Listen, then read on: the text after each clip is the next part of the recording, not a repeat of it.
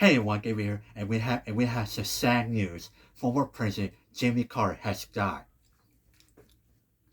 As the Atlanta Journal-Constitution's Ernie Sudds and Christopher Quinn noted, former President Jimmy Carter, a man who refined what a post-presidency could be, died Sunday. He was 100. His son Chip Carter confirmed that former president died at his home in Plains about 3:45 p.m.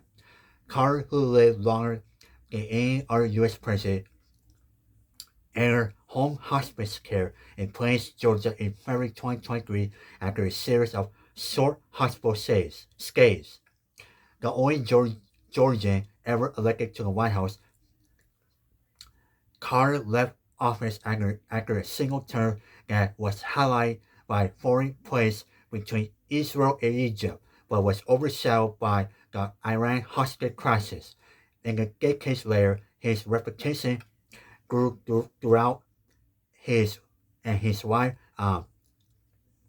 Rosalind Carter's work at the Carter Center in Atlanta and philanthropic causes such as Habitat for Humanity. People will be celebrating Jimmy Carter for hundreds of years. His reputation is only going to grow. Rice University history professor Douglas Berkeley wrote in his book, The Unfinished Presidency of Jimmy Carter. James Earl Carter Jr. was born in Plains on October 1st, 1924. The first of four children of Earl Carter, a businessman, a lenient gory singer, a registered nurse. He gained an appointment to the U.S. Naval Academy, graduated and joined the Navy submarine branch, where in 7 years he worked his way to Rickover's Boys, the elite nascent unit of America's nuclear submarine fleet, championed by the Ionic Admiral Humane Rickover. Carter was on his way up to a death at home, changed his destiny. His father, Errol, a farmer, businessman, and cornerstone personality in the Plains community, died from cancer.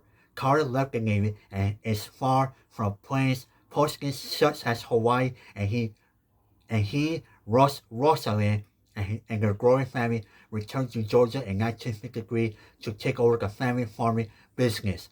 It was there he first ran for school board, then state senator.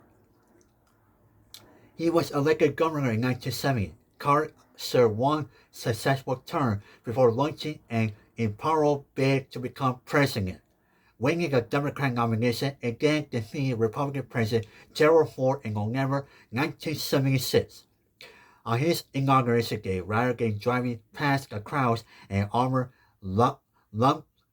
limousines, Jimmy and Rosalind emerged from the car and with daughter Amy at their side and walked down Pennsylvania Avenue holding hands and waving.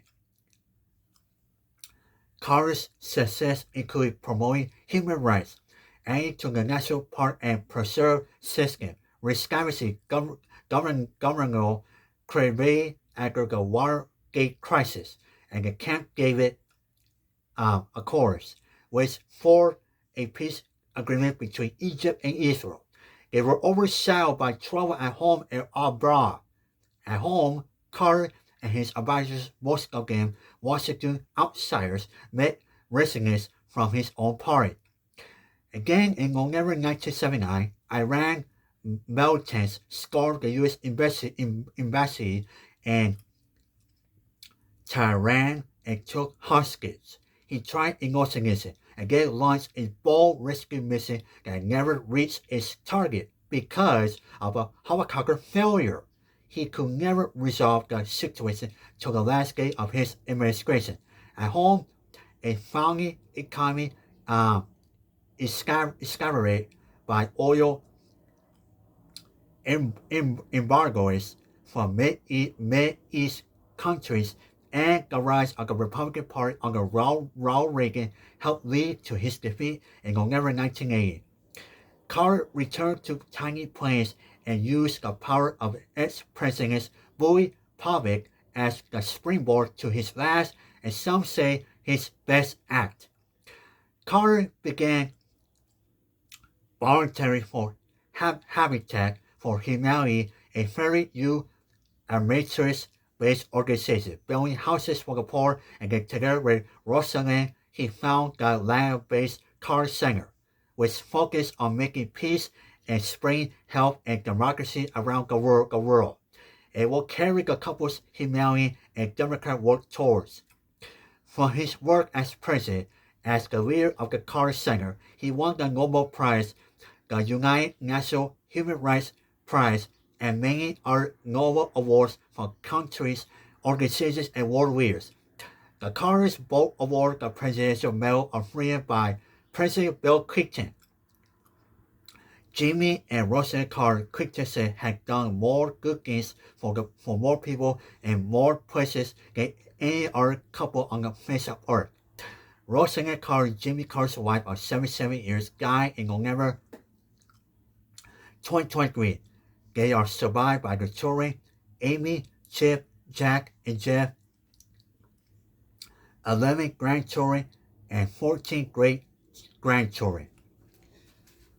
I'm singing my prayers to Jimmy's kids, especially their grandchildren, and I will say that Jimmy, he lived a great life after his presidency, and his legacy will never be forgotten.